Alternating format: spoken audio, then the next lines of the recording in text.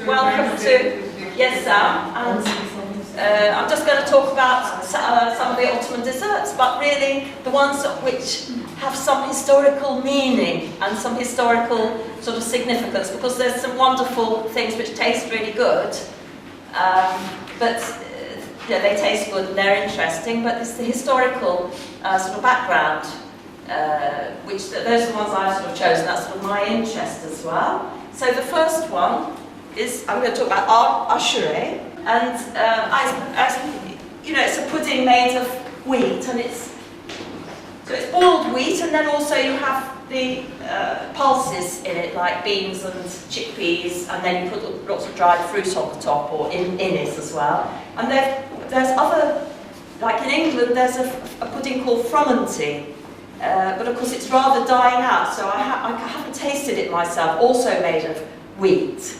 And in China even, I should have put a picture of it. Anyway, even in China they have a type of pudding like this. And it's because you're not using the flour, it's the whole wheat.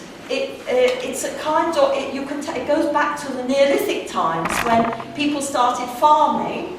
And so you're growing the wheat, and the fact that it's the whole grain is is of symbolic significance, because when you grind it, you're sort of killing the god of the corn and fertility. So you're being sort of showing cruelty to him, and you don't want to spoil the grain because you're going to plant the grain the next season.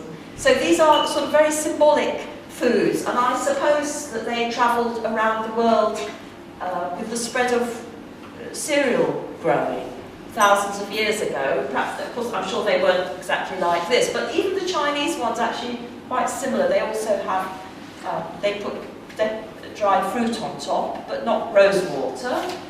And there's a poem which shows that sort of significance of the whole wheat, which is by Robert Burns, who's, I think, 18th century Scottish poet, and it's a poem called John Barleycorn.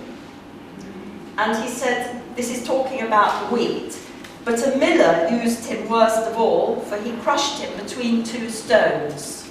And apparently millers were in fact badly thought of because of this. Anyway, sort of interesting.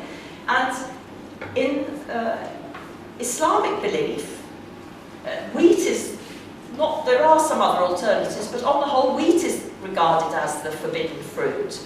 And I suppose you could say, well, it's not a fruit, and it doesn't grow on a tree, but if you think that, fruit is a word that means, also has a general meaning, like fruit of the earth, you're talking about anything that is grown, and a tree could just be a plant. And in fact, that interpretation is very meaningful, I think, because it talks about this is a picture, 17th century miniature, and Eve, it's a bit difficult to see, but Eve is holding a bunch of wheat in her hand, symbolising the fact that the wheat she picked, it was wheat that was forbidden fruit. And before the farming, people, of course, they hunted and gathered, so it's as if they're just using what God gives. And God is the giver, and they go and collect it or hunt it. But with farming, in a way, human beings started putting themselves in the place of God, because they're creating their own food, and that was a big revolution. So I think, my view is, that in a way the wheat theory makes more sense than the apple, because apples are a lovely fruit, and I like eating them too, and they're wonderful, but they're not a revolution in human history.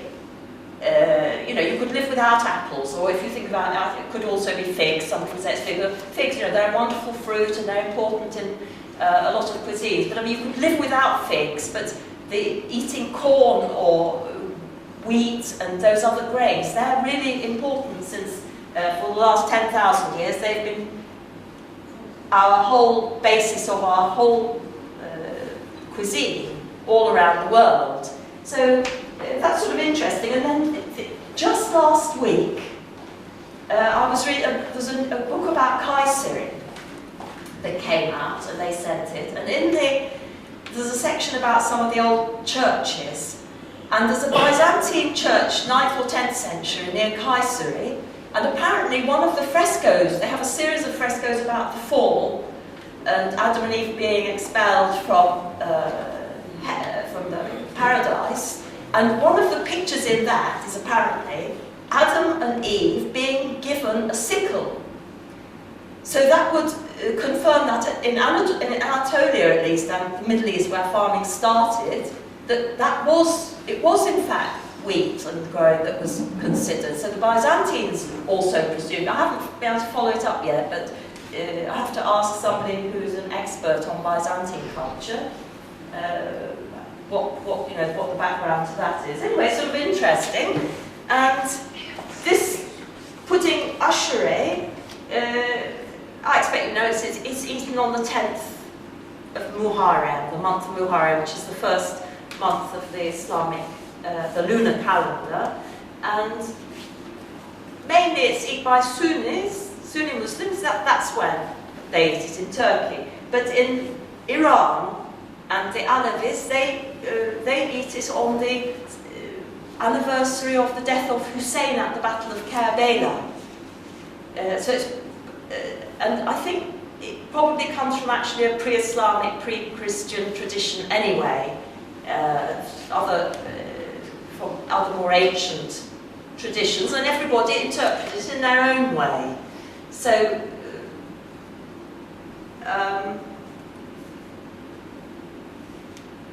the Alevis in Turkey too, they eat it to celebrate the death of Hussein at Kerbela. And what else was there? Anyway, then I've got an interesting recipe which is by aşure being, because you distribute it to your neighbours. And in 1870, Abdulaziz's mother had aşure made to be distributed. And the amounts are just extraordinary, so I thought the ingredients are also extremely varied, much more varied than most people make today. So she had 1.5 tons of dry ingredients before you've even put the water in, which would, if you think that all these things, beans and wheat, they soak up a lot of water, and it's quite a watery pudding. So if you say 4 times the amount by the time you've boiled them and you've got your juice, that makes about 4 to 5 tons. So because she's distributing it to thousands of people. And in hers, she had wheat, broad beans, which isn't so usual, maybe in some parts of Anatolia, but in Istanbul they don't put broad beans, black-eyed beans, kidney beans, chickpeas, raisins, dates, hazelnuts, almonds, pine nuts, sugar, musk. Of course, musk, nobody could afford it today because it's more expensive than gold. So we don't even know really what, I don't know how, maybe some very rich people can know what the musk tastes like. Rose water, clarified butter, rice flour and starch. So that was her aşure. And this next one, this is zerde, which is like a rice pudding but made with water, not milk, although I think there were versions with milk in the past. And it's flavoured with saffron, or sometimes they used turmeric or that bastard saffron, which is called usfur, which is cheaper. Personally, I don't like the taste of saffron. I'd rather have the artificial varieties. I'm not very fond of it, but some people like it. Anyway, but this pudding is also a celebratory pudding.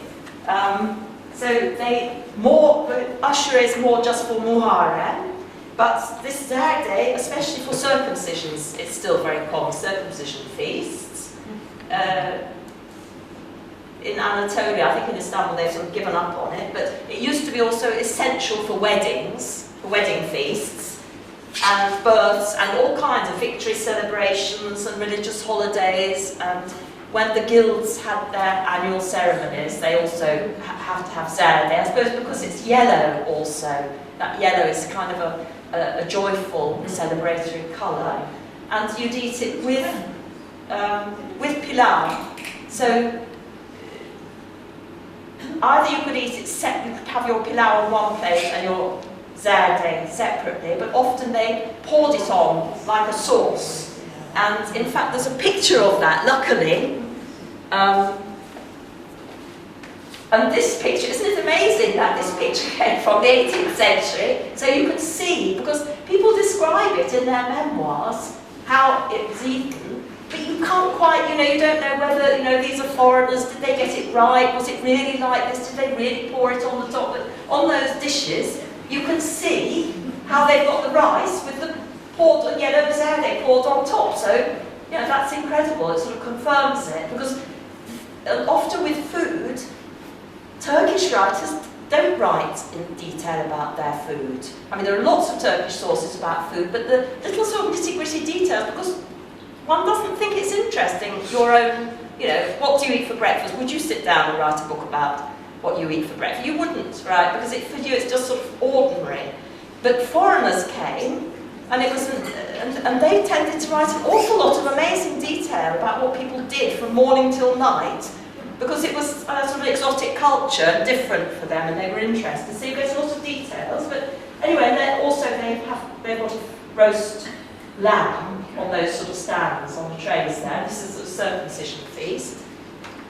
And there's another kind of zerde which is talked about in sources, but there's no recipe.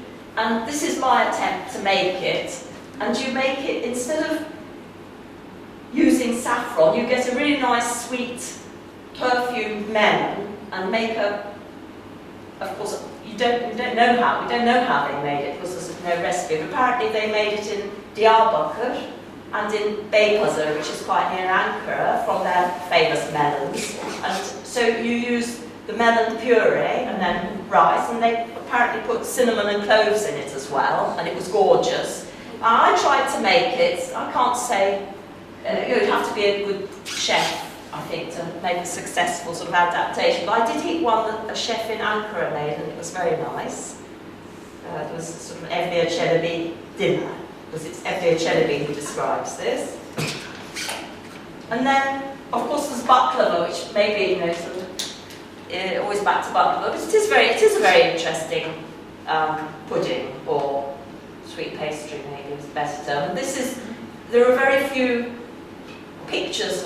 historical pictures of baklava either. And this is one that's in Ankara Ethnographic Museum, and an album. It dates from the either early 18th or late 17th century. And it shows two Janissary soldiers carrying their tray of baklava that's been made at the palace, in the palace kitchens, because every year on the 15th of Ramazan, they gave a big feast to the soldiers, and every 10 soldiers was given one tray of baklava to take away. And then as they marched into the palace and out again, that was called the baklava procession, and it was a big sort of spectator event in Istanbul in the past. And apparently they used to, in the late Ottoman period, they started keeping the trays, which were of course big copper trays, and quite valuable in fact. And the palace couldn't get them back again. So it became a problem, because and anyway they put an end to it in 1826. And these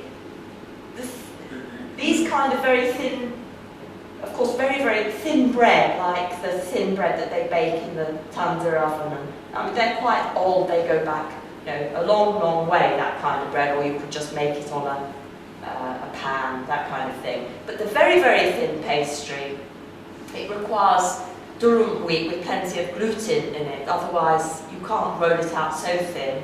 And for Central Asia in the 11th century, there are mentions of terribly thin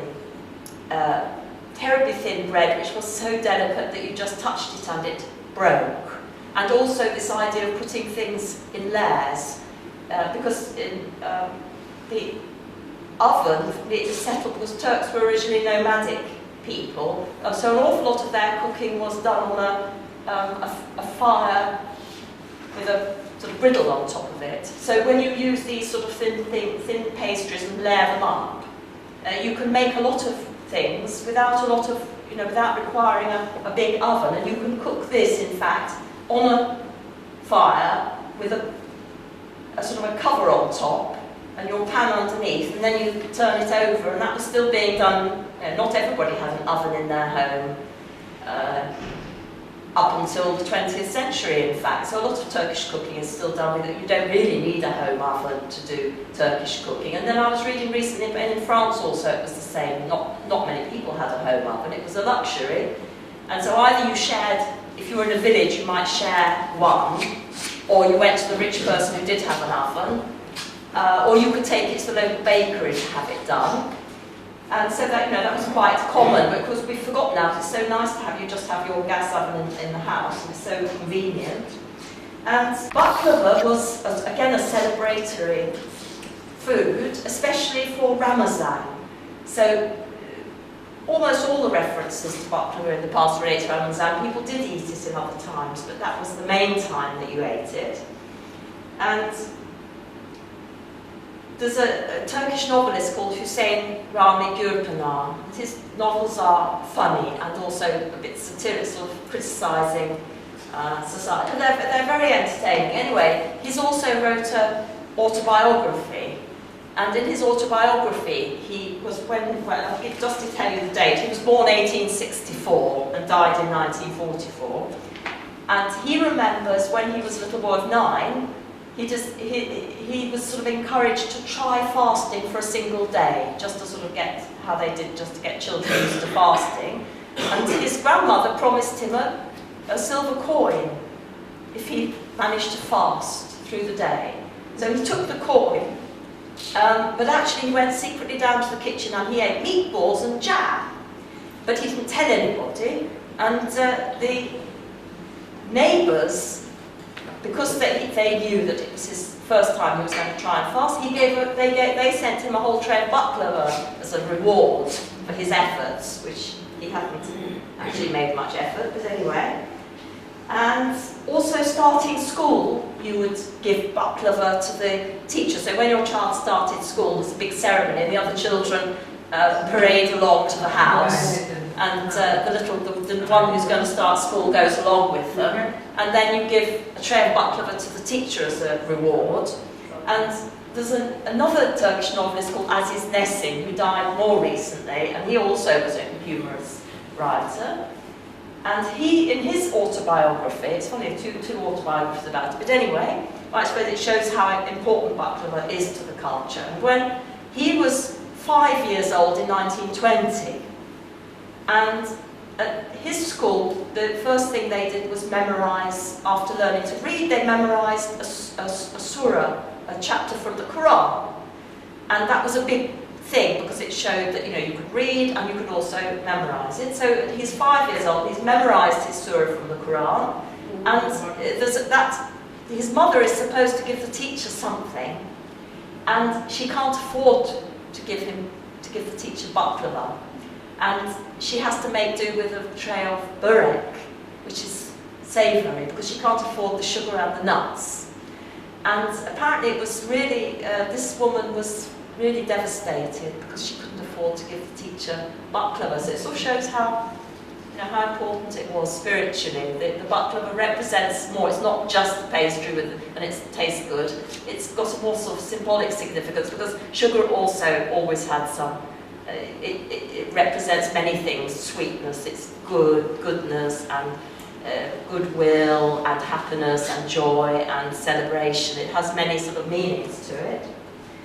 And there's this English statesman called Sir Harry Luke. I just called him a statesman because I tried to find out exactly what he did, but he was a high-up chap in the British government. Perhaps also he may have done some spying as well in the early 20th century. A very interesting chap. And he travelled a lot in the Middle East and Turkey, and he has some very interesting books. And he was told this story by about the Grand Vizier and an ambassador. And one day there's a big sort of banquet, and there's a foreign ambassador invited, presumably an English ambassador. And of course the courses, when you have these big banquets in the Ottoman times. They had many, many, many courses, sort of 20, 30, but they came quickly and you just ate a little bit of each one. But if you weren't used to it, instead of just taking a little taste, if you liked it and you ate too much, then you wouldn't have any room for the rest. Anyway, this ambassador gets around to the baklava, and he's got no room. So he said, well, he refused it. He doesn't eat it. And the Grand Vizier said, but you know, what would you do if your king came into a crowded room and couldn't find his way through it? He said, well, we'd all, you know, press back against one another. And he said, well, that's what you have to do. You have to press the food back to make room for the baklava, because that's the king of sweets. That's the story. It sounds quite, I haven't come across it in Turkish stories, but in fact it sounds just the sort of thing people might say. And then this is a cartoon from a comic magazine called Karagöz, which started in 1908. And this cartoon is dated 1918, which of course is just at the end of the First World War, which Turkey was fighting in on the side of Germany. And it's a time of devastation towards the end of the war. Food is short, people are very hungry, very hard to get even simple food, and certainly no sugar. And that's the character Karagöz. They're actually shadow puppets, but they use them as characters in this magazine all the time. They're always political leaning, these cartoons actually. There's a lot about food. And his friend, Hacivat, comes and said, you know, why are you rolling out newspaper? And he said, well, there isn't any. The only sugar that's available is what they talk about in the newspapers, and so there's no point rolling out ordinary pastry, so I'm rolling out newspaper to make my baklava. It's sort of a reference to the shortage of food. And this next one is goulash. I don't know if you've eaten it, and it's one of my favourite puddings, I must say, because these days it's very light. So these are starch wafers, and they're almost transparent. And today they make it with sweetened milk and some rose water, and then you put some, usually walnuts, and maybe scatter some pomegranate kernels on top. But in the past, it tended to be a more solid kind of a pudding, like you soak them not in milk, in sweetened milk, but in syrup. And there was one where you sort of dip it in, or you dip it in something, I can't quite remember. Anyway, you roll it up with the nuts inside, and then you dip it in beaten egg, and then you fry it. And I thought that sounded a bit heavy, actually. But I was talking to a lady who's the head of a museum here, Saatbekane Museum, and she comes from Sivas, and we were discussing it, and she said, when I was a child, my grandmother's cook used to make it that way. That's the traditional Sivas way. And she said, you think it sounds heavy, but she said, actually, it was absolutely fantastic. But so I have to try it someday if I can succeed. And this is actually, you buy these ready-made, and in the past it was always like that, really. You bought them ready-made because they're time-consuming to make at home. You bought them in packets, the same as you do today. But I had to make them because they wanted an article about Ramazan in America, and I asked around, and people said, well, you really can't get, it's very, very difficult to get them in America. So I felt obliged to sort of have a go at making them, and for the recipe they wanted. So this is actually my home attempt, and it looks ever so good, and it tasted good. I made the thing afterwards. It wasn't that difficult, in fact. I used a 15th century recipe.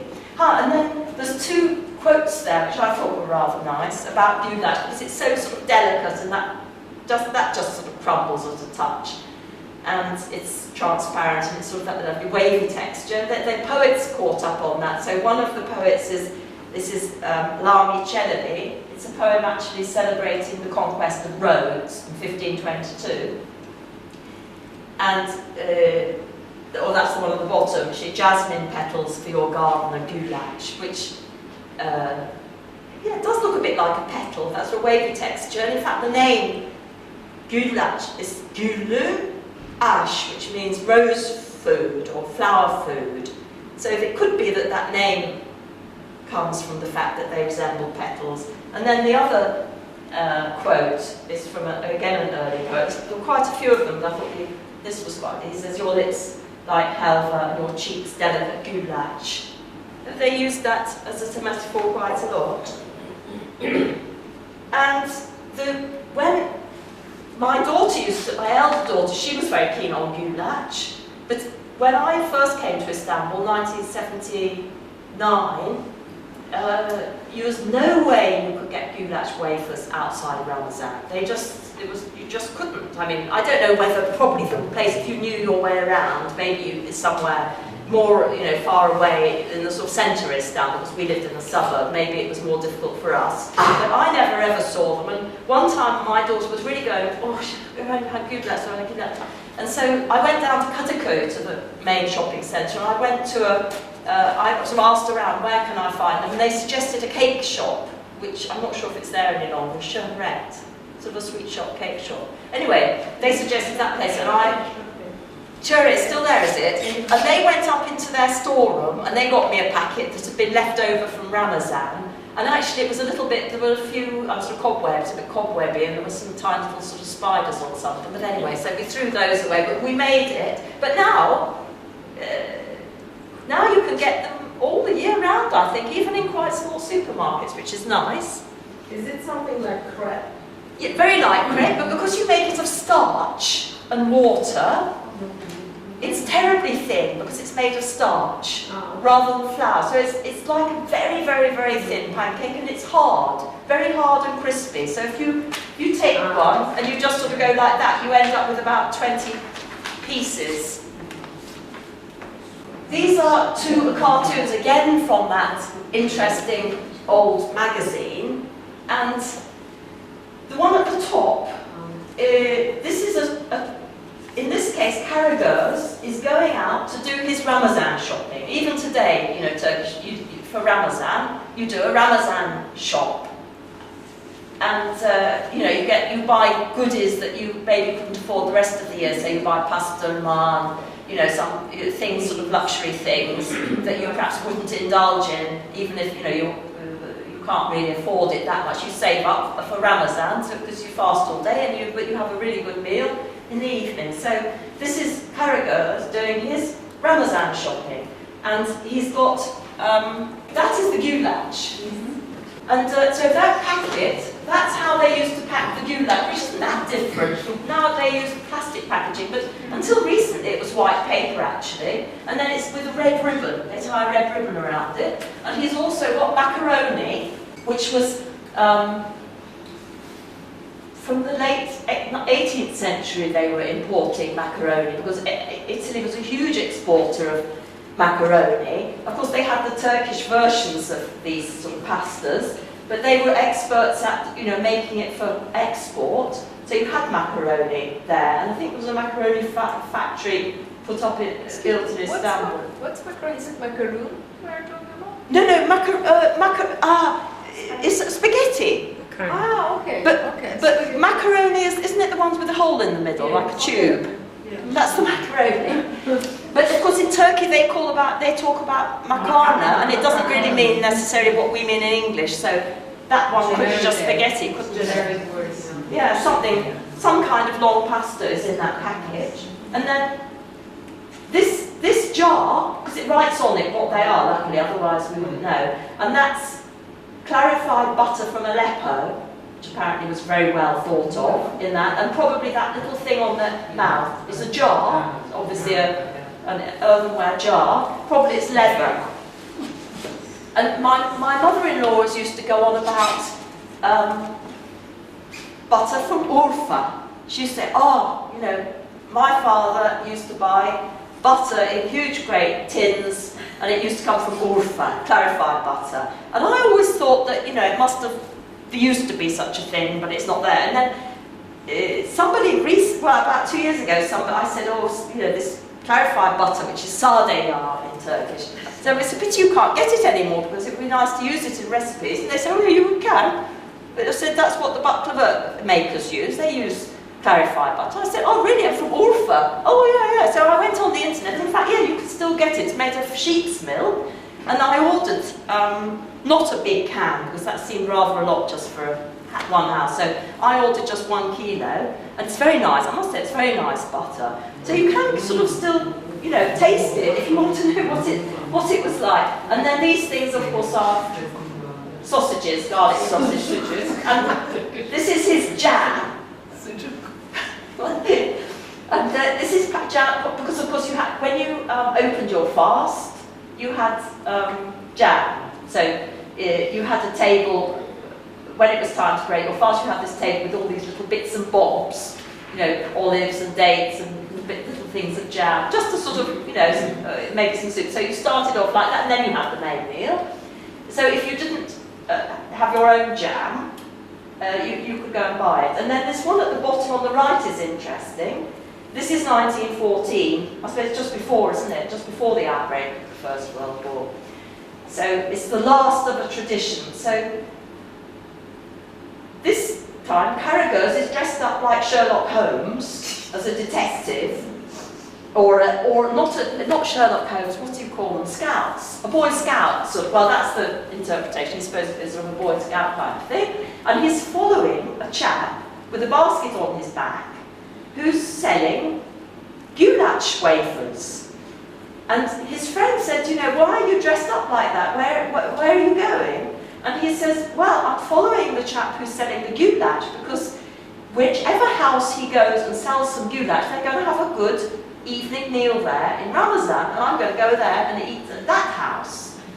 And because the rich people in Ramazan, they kept open house, so even if you didn't know them, apparently, it had to be somebody very rich, presumably. So you just went and, you walked in, and there was,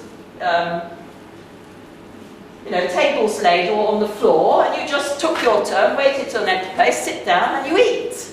And so that's what he's looking out for, a good place to eat in Ramazan. As he says, so anybody who makes goulash has got to be a good meal. And then this is lokma, which is donuts, really. Well, it is donuts, yes. And in Izmir, they're very nice. I mean, I've eaten them in Istanbul. I don't really like the texture. Somehow they don't capture the one that they make in Kuşadası and Izmir. It's very nice texture and flavour, really nice, and they dip it in syrup. And I was here, my sister came to visit with her daughter, and we went to Ephesus, and we stayed the night in Selçuk, just next to Ephesus. And we were just wandering around Selçuk before setting back home. And outside this mosque, they're making lokma. And this is that's the batter, and that's the pan with the oil in there, frying. And then as we walked past, I was sort of looking and, what's going on sort of thing. And they thrust each a plastic bag stuffed with, lokmas in for us. I said, why are you giving these to us? Apparently, it's the funeral food. So when somebody dies, the family hires these people to stand outside the mosque, and anybody who comes past, and the people who come to the funeral, they're all given some lokma. And the one at the corner, that's an Ottoman recipe I tried. It was kind of lokma made with cheese, sort of fresh, soft, like cottage cheese type, and you make it and then it was in a honey syrup. It was quite nice, but the texture wasn't quite. But I'm not a good cook, so. And the interesting thing was, I came across this. Luckily, I saved a picture because I think somebody made a comment. Maybe this is an advertisement on the internet for a company that made donuts and gravestones.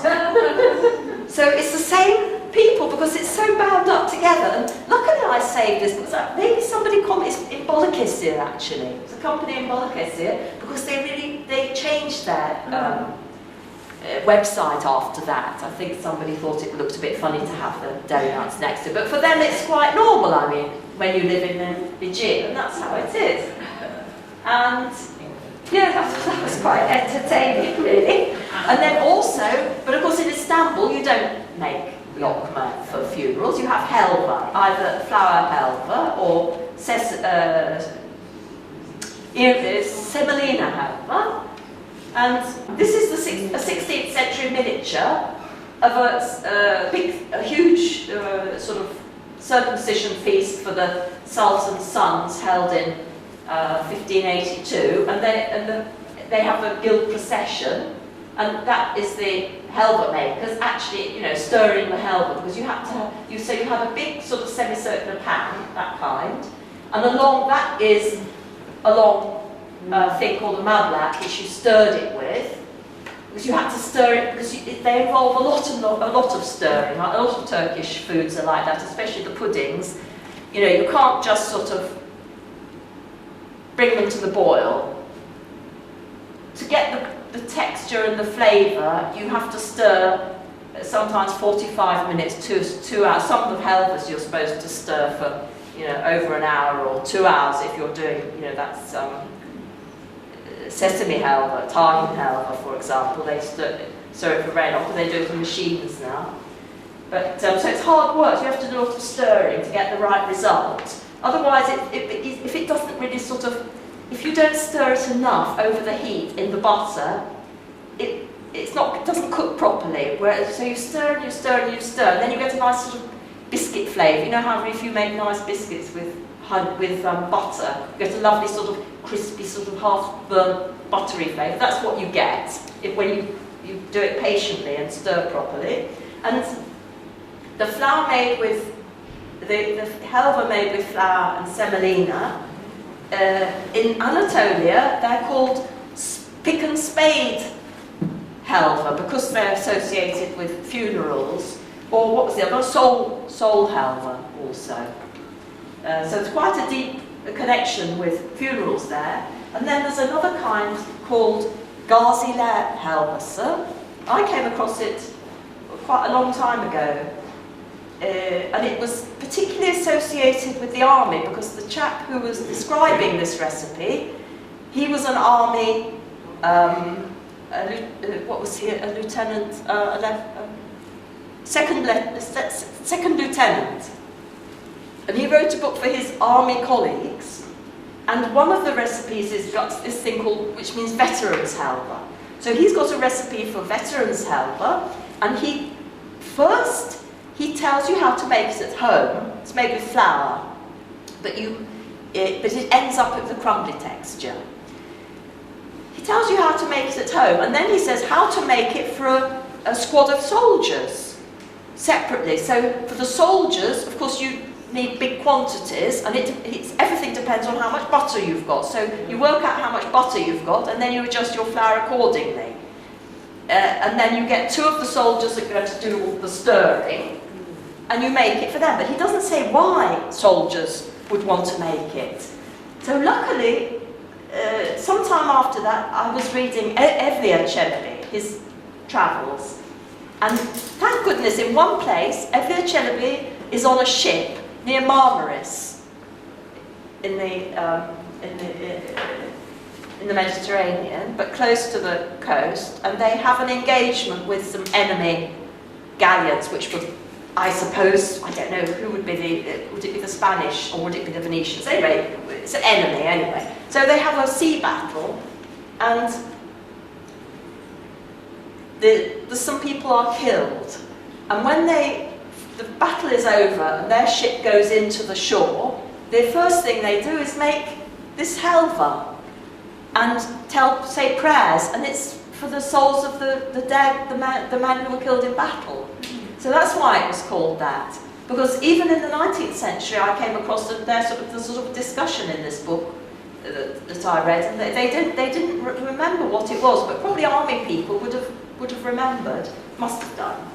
Anyway, another thing about helva is that you ate it when you patched up quarrels. So if you had 2 friends and they were on bad terms, or 2 relatives on bad terms, and you wanted them to make friends, you organise a nice dinner, but it must have helva with it, and then you bring them together, you ask them both to the dinner and persuade them to patch up their quarrel. And this is a helva dish in Topkapı Palace. Of course, it's not a very fancy one. I'm sure they have much more fancy ones which haven't survived.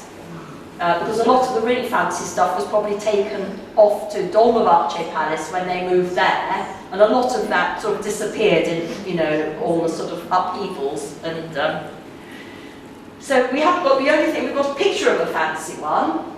That's an engraving by Van Moor, who was a famous, was he Flemish? What was Van Moor? Was he Dutch? Probably, sounds Dutch, doesn't it? So in 1714, so now you can see what the helva dish looked like, and it has holes in the lid, so that because the helva is nice when it's warm, those, especially, well, not every type, but those types you make at home with flour and semolina, they're nice when they're warm.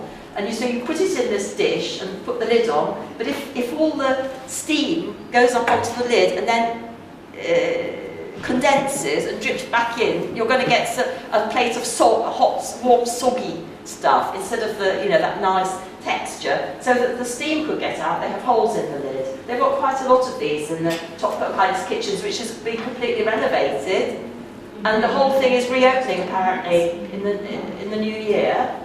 So that should be interesting, because you couldn't really see an awful lot, and it was squished up. And this is something called demir tatlısı, which it's very interesting that I wouldn't call it really a Turkish thing. Who knows? I mean, probably Middle Eastern. But it's very interesting the way it's sort of dispersed. Like, this is its dispersal, as far as I could gather, in Turkey. But I'm sure there's more places will turn out to say, oh yes, well, we used to make that. But for the moment, so there's quite a lot in the east and southeast provinces. But then you've got Zonguldak, which is on the Black Sea. That's a bit out of the way, and Kastamonu. And then you've got Bolu and Bursa, which are close to Istanbul, and Eskişehir. And then Uşak, which is in the sort of inland Aegean region. I mean, it's strange, you know, the way it's sort of, the dispersal is quite unusual. So it doesn't really give you, and the only interesting thing is, not Istanbul, not Izmir, not those cities where you might have a foreign influence. So it's obviously been here for a long time, one can say. I mean, what's a long time? You know, a few hundred years, it looks like it's been here. And it's also quite complicated to make these sort of moulds. These are the moulds that you can still get in Erzurum. And the people of Erzurum, they like it a lot. And they're convinced that they discovered it. And so they get very annoyed. There's a lady who writes a cookery book about Erzurum, which is very interesting, nice. She owns a newspaper in Erzurum. She's quite a business lady, and she's very sweet. And she phoned me up one day and she said, did you see that television programme about them making demir tatlısı in Kastamonu? I said, well, I didn't. And she said, well, we're going to apply for a patent because they shouldn't be making it because that's ours, sort of thing. What do you think? And I said, well, you know, who knows, because they've been making it for a long time. You have, you know. Who can say, you know, what was it real, who invented it? Lord knows. Maybe they invented it in Iraq, maybe they invented it in Erzurum, who knows. But it spread so incredibly that, oh, this is a village not far from Istanbul, and they make it there for engagements. They're those old molds that the blacksmiths made for them, but what they do, when somebody has an engagement party, so they want several designs, so they ask their neighbours to sort of chip in, so they go from hand to hand, those moulds. And this is the result. That's the ones they make. They just fried them outside in the garden for us. But they said that if the girl marries in their village, which is quite a big village on the edge of Iznik Lake, they still do it, but they said some of the girls, if they go and marry somebody from Bursa, they think it's embarrassing to have this traditional sweet. Sad, right? And one of the ladies who was helping make these, she showed me what they do at the engagement party. They have a big plate, and they heat these things up. They have syrup on them after they've been fried, and they heat them up on a plate, and then they decorate it with ribbons and fancy paper, put on their heads, and I'd like to go to a wedding and see it because they've got their best clothes on and stuff. It would be fun to see it, but I haven't been able to sort of make it. Are they made in the same material, ingredients like the lokma? No, they're not really, because the lokma are a soft yeast dough. This is batter. It's a batter made of lots of eggs, flour, and some places they put yogurt, and a spot of, sometimes they put a spot of bicarbonate of soda, and then you dip them into syrup, or you can sprinkle sugar on the top. And then, hold on. But the interesting thing about these is, forget about Turkey, these things are all over the world. Yeah, and it's just incredible. The more I sort of went into these things, the more you discover. And this is the earliest recipe actually, but this is from Italy, 1570, Bartolomeo Scappi. And Italy took an awful lot from the Middle East, from Turkey, and especially from Turkey at that time. There was a lot that went. And a lot of influences you can trace. So almost certainly the Italians got it from either Turkey or somewhere in the Middle East, because also they were big traders, of course, so there was a lot of interaction. And this is exactly the same as the mold they now use in Iran. Exactly the same. And in Iran they call it a window bread. Nana panjara. So that's interesting, and somebody showed me one exactly like this. It was Umar Akbar. He showed me one exactly like this, which somebody had shown him. So it was obviously used in Turkey at one time too. And his book, this is sort of the earliest mention, and then there's a recipe in a German cookery book, 1581, by someone called Marx Rumpold. It's called Ein New Kochbuch. He's got a recipe, but you can see it's sort of gone a bit away from the centre of where people really knew how to make them, because he says after you've fried them, dry them in front of the fire. Well, you shouldn't really need to dry them in front of the fire, should you, really? So perhaps that shows that, he'd seen them and got a recipe, but he wasn't very good at making them.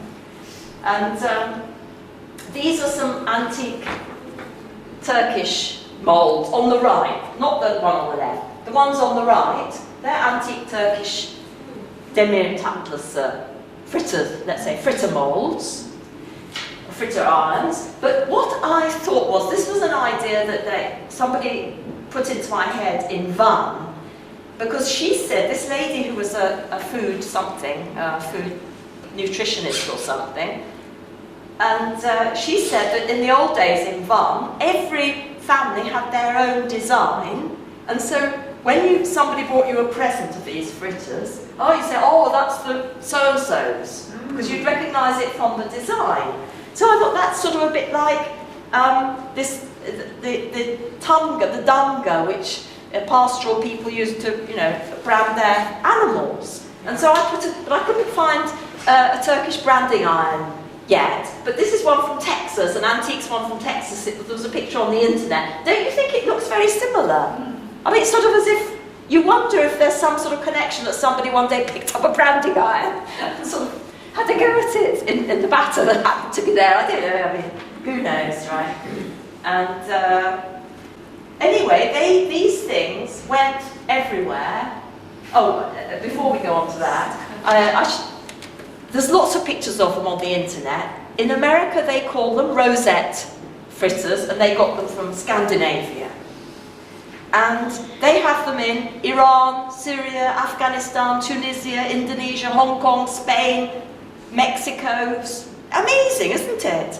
That they went so far, and yes, it's quite difficult. I mean, you need a blacksmith to go to all this trouble to make one of these moulds, and they're not that easy to make, because the slightest, if the temperature, because I've made them 3 times. One, it worked beautifully the first time, and I hadn't ever even seen anybody make them, because I tried to find somebody who would teach me, and I couldn't find anybody. They kept saying, oh yes, when my mother comes from Erzurum, I'll call you over and you can see it, but it never happened. So in the end, I just opened a cookery book and made them, and it was wonderful. And so I thought, oh, this is very easy, but then I did twice more, and I don't know whether it was the oil that was different, or the temperature, or the batter I hadn't quite whipped the eggs in. I don't know, anyway, I couldn't make them work. They kept flopping off. Humidity. Huh? Humidity. Humidity, yeah, who knows, right? Could be anything, couldn't it? It's very frustrating. Anyway, but still, they went all over the world. So this is the latest one I learned from a food historian who lives in Spain. In Spain, they're called hojuelas, and which means leaves, apparently. And in Spain, this is another really sort of Islamic connection, probably, because they're associated with the Jews in Spain. Historically, they were associated with the Jews and the Inquisition. When they, when people, because the Muslims who stayed or who weren't thrown out, and the Jews who wanted to stay in Spain, they adopted Christianity. But secretly, a lot of them remained Jews, and so the Inquisition used to be out to try to find those people, and apparently the best way to catch somebody out, because they go to church all right, and they say their prayers or whatever it was, but they didn't want to eat what was a taboo, or that they were used to, they wanted to go. So if they made these things, that was one of the tests of a Jew who actually was continuing to practice Judaism. Anyway, it's quite an interesting subject, in fact. But anyway, that was one of them. So you think, well, that was sort of an Islamic world. So it could be that, that's another connection, that somehow they moved into Spain, kind of thing. And then in the United States, I said that, they call them rosette fritters, and these are rosette irons.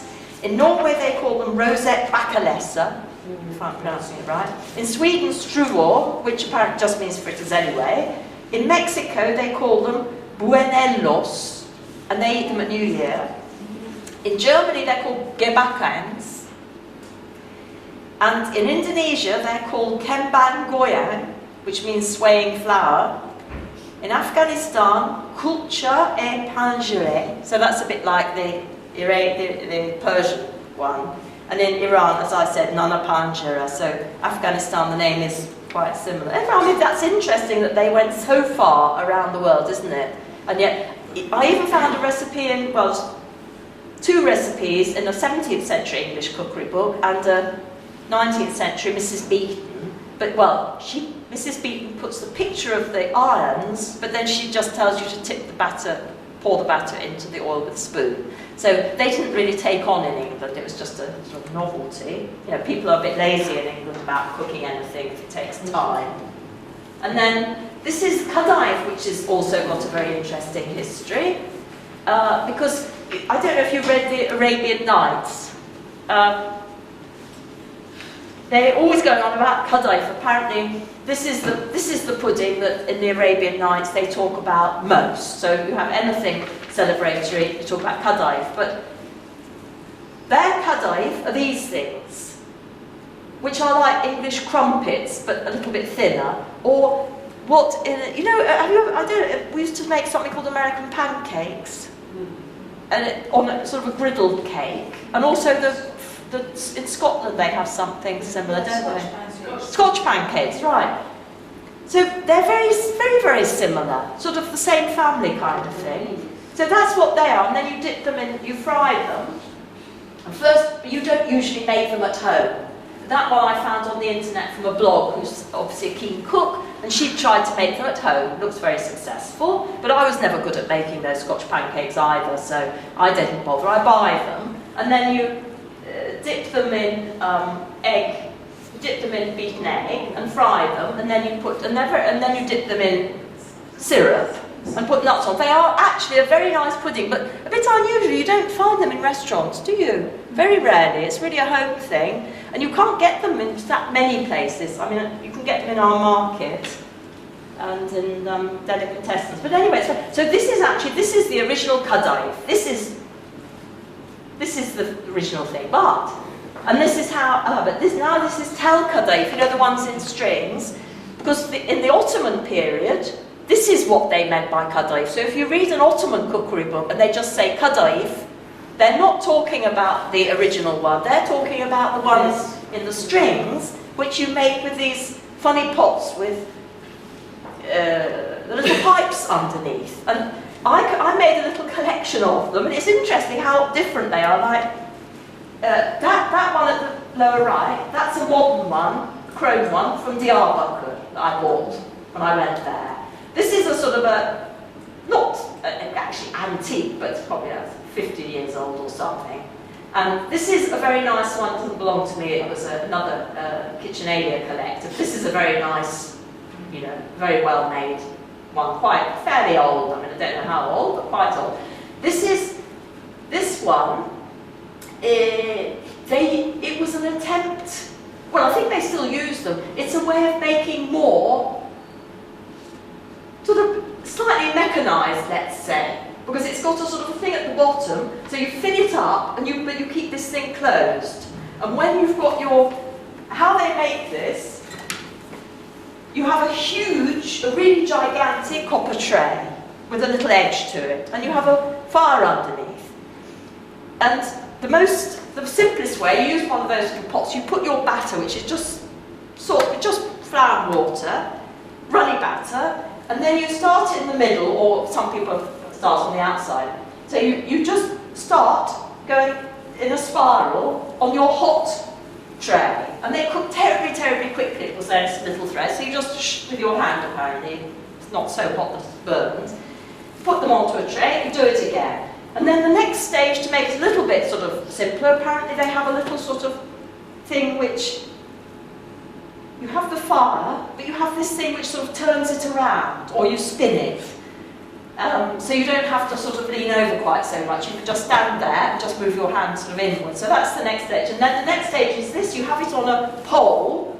A cousin of mine, well, my husband's cousin, he's a sailor, and he said he saw this kind in Alexandria, and he was the first person to tell me how you have a pole, you have of course the same old tray with a fire underneath, and sort of moving along, swirling around, and you have a pole, and like this, like a gallows kind of thing, you know, that sort of hangman game, okay? So you hang this thing here, and it's got this turner, so when you want to start, you just flip it open, and it starts pouring, and then you sort of adjust the tray underneath, or maybe you move the thing slightly, I'm not quite sure of the details. Actually, the tray turns. The tray turns? But how that is the staying, and then the train turns. So how do you get it into the middle? It should come in and out. Because I've seen it in Antep. Oh, you have? In Antep, really? So I must go the tray is and not very big, so you can control it. Because I've got one, well, maybe it's not gigantic, but mine is about that high. Yeah, it's not very big. Yes. They make the kunefe, it's the same way in Hatay. It's yes. exactly the same, because it's made with this. Yes, it's made with the same, exactly. And they turn around, and then, as you said, they move it, and in the middle also. Yes. They move it according to where they were. Oh, you can sort of, that thing sort of moves. Yeah, I must go and see it actually. I have to go to Antep or Antakya, obviously. And this one, I thought that was quite sweet. It's only made of tin, but it's very ingenious, isn't it? So you've got the pot, and then it's got this sort of extra bit on it, and it just shows how those sort of old-fashioned craftsmen. Practical. Very, ingenious, practical. Yeah, it's very sweet. I think that's fun. And then these are pictures I found on the internet. I didn't take them. Yeah. Obviously, I hope I can take my own pictures soon. That would be wonderful. Oh, I forgot to say that the taş ekmek is another word. It's another Turkish name for the yassa kadayıf, the crumpet type. And I ate it in Diyarbakır, but apparently, actually, they were selling it in the street, but somebody told me, I think, was it Kahraman, could it be Kahramanmaraş? Actually, it's more, I think probably some Kahramanmaraş makers have gone to Diyarbakır. Anyway, they said, what they do there, they make their crumpets fresh on a stone, which is why it's called taş ekmek, which means stone bread. So actually you have a heated, thick stone, or it could be a very thick iron slab, but the original would be a hot stone. And you cook your kadayıf on one side, and you know how it's sort of the bubbles form, like in the Scotch pancakes. So it's still a little bit sort of sticky, and then you fill it with your nuts and granulated sugar, and you quickly turn them in half, so you've got like a sort of moon-shaped thing, half circle, and then you fry them, and then dip them in syrup. That's how we make it. Oh, they're very nice, aren't In they? the Middle East, that's how it's made. Yeah, oh, I love those ones when I eat them in Diyarbakir. I'd love to eat them It's again. much lighter, and sometimes we stuff them with kaymak. Oh, really? Oh, that would be wonderful, wouldn't it? Where do you come from then? Actually, I was born in Aleppo. Oh, really? Oh, and what's happened to Aleppo? I'd love to have gone. An interesting thing about that kind is that there's I don't know if you've seen it, there's an old cookery book, an Arab cook, because the Arabs were the first people in the world to really go in for cookery, because apparently the Greeks had them, but they're all lost. So really, the recipe book culture begins with the Arabs, really, as we know it today. Anyway, there's this chap called Al-Varaq, and he was writing in the 10th century, and it's very expensive, but it's so interesting, if you're interested. It's published by Brill, which is a very expensive academic publisher in Holland. Anyway, Al-Varaq has a recipe, and it's exactly the same as today. That's amazing, isn't it? I mean, 10th century, 20th, that's 1,000 years this thing hasn't changed. Really amazing. And exactly the same, he puts the nuts, fold it in half and fry it, and then put in syrup. Fry and put in syrup, yeah, that's incredible, isn't it? 1,000 years, and probably, who knows how far, must go maybe 200 years before that as well. Anyway, and then, so the kind in threads, which is called thread kadayif, tel or wire kadayif, there's a 15th century Turkish recipe book, which is actually mostly translated from an Arab cookery book of the 13th century. Almost all the beginning recipes up to the the first 100 pages of recipes, they're all Arab recipes, just translated, with some very small little adjustments.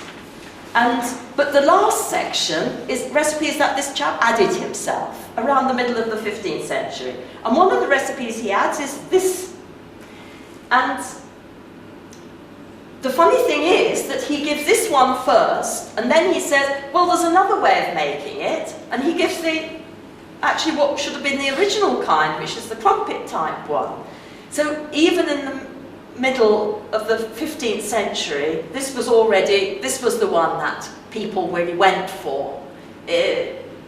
Perhaps because you can do anything with this, can't you? You can make it into rolls, you can stuff it, you can, it's sort of more fun maybe for cooks. Whereas the other one's got not quite so many possibilities, culinary possibilities.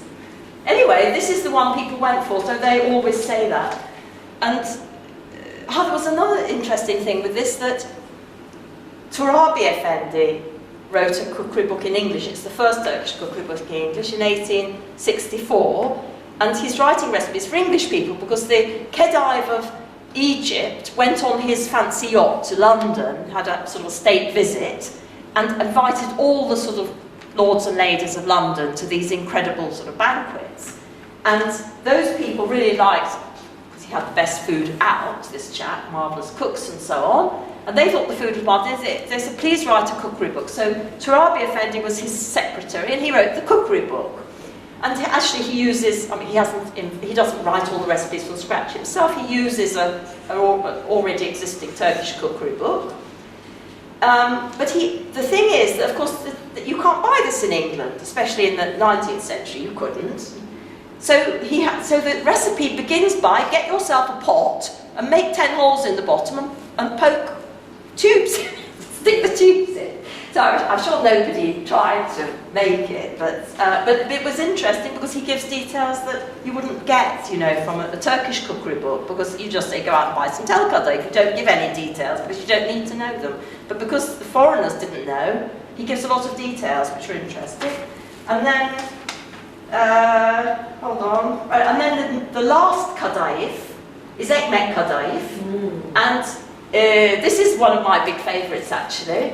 And this is a very late comer, a late development, and it started out as a kind of bread pudding made with the bread that they made in the palace. So you took the crusts of the really sort of this fancy white bread that they made in the palace, and then you sort of fried it or whatever and soaked it in syrup, and it started out like that, but then it became so popular, they started to use these sort of rusks. They're like rusks, dried the sort of rusks that sailors would take, you know, long voyages, twice cooked, well, original biscuits, not the biscuits we buy today, but kind of that double cooked bread, twice cooked bread.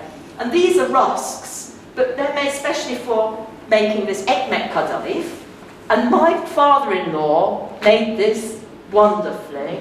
And I just vaguely remember him standing over the stove, sort of moving the tray. He wasn't a big cook on a general way, but he had his sort of little selection of specialities. And his was one, it's a bit like treacle pudding in England. I mean, treacle sponge in England. You know, you get a wonderful caramelly flavour to the, because you keep moving it over the syrup and it soaks in, and then you move it over the stove and it gets lovely and sort of wonderful sort of sticky sort of dark flavour. It is really, really wonderful, I must say, if it's made well. But not everywhere can make it well. Either it gets too much of a caramelised flavour sometimes. It's a bit bitter. I don't like that. So you just like the one at the left looks like what it should look like, and it's really very nice. Maybe heavy. You don't have to eat a lot. You can just eat a small piece. I like it. It's my favourite anyway. And then these are two favourites. I had to include them. The one at the left is that's kazan dibi. And it's a pudding, I should have included that really, but it's sort of, you know the blancmange, what we call blancmange in England is just starch pudding with milk and some vanilla. But real blancmange was made with chicken breast, sort of, you know, what's the word for it, sort of, Threads. Anyway, yeah, sort of little threads, sort of, so you wouldn't really recognise that it had chicken in it, but it was made with chicken breast, milk and sugar. And it was sort of, gave it a sort of thickness and a rich flavour. You wouldn't notice the chicken. So that started in Arab cuisine, and it went to Europe, and for some reason it became known, which is a big sort of source of discussion for food historians, because what they called is blancmange, means white food. And there are things called white food in Arab cuisine, but they're not this. So it's a sort of a big discussion, but somehow in England it became known as white food. And of course nobody, up to the 17th century, I think a few people still continued with the chicken breast, but then they gave up and it just became, and then they stopped using rice flour and they substituted corn flour, and it became what we know as sort of childish pudding today, which is sort of all right, but you know, nothing to shout about. And the only country in the world which continued to make, what was very famous is Turkey. This is the only place in the world you could eat something which actually was not worldwide, but throughout the Middle East and Europe, this was a big thing for hundreds of years. But it's the only place you can still eat it now. And you can get the versions if you're a vegetarian or you're disgusted by chicken breast. They make, in fact, a chicken breastless version, but this pudding is and it's very difficult to make. I tried twice, and it sort of put me off. Maybe that recipe wasn't any good, but it is a very, very hard thing to get that effect. And I'd love to actually know what the trick is. There's obviously, there's how they have milk pudding shops here. This is a speciality of people whose lives. Cooks who spend their lives cooking milk puddings. It's not something you can just open a cookery book and make. I think even professional chefs, they wouldn't attempt it unless they'd had lessons from an expert. And I added that Ayva tatlısı, which is quince pudding, just because I made it recently and it's one of my favourites and it's nice. So that's it from me. Thank you very much for listening.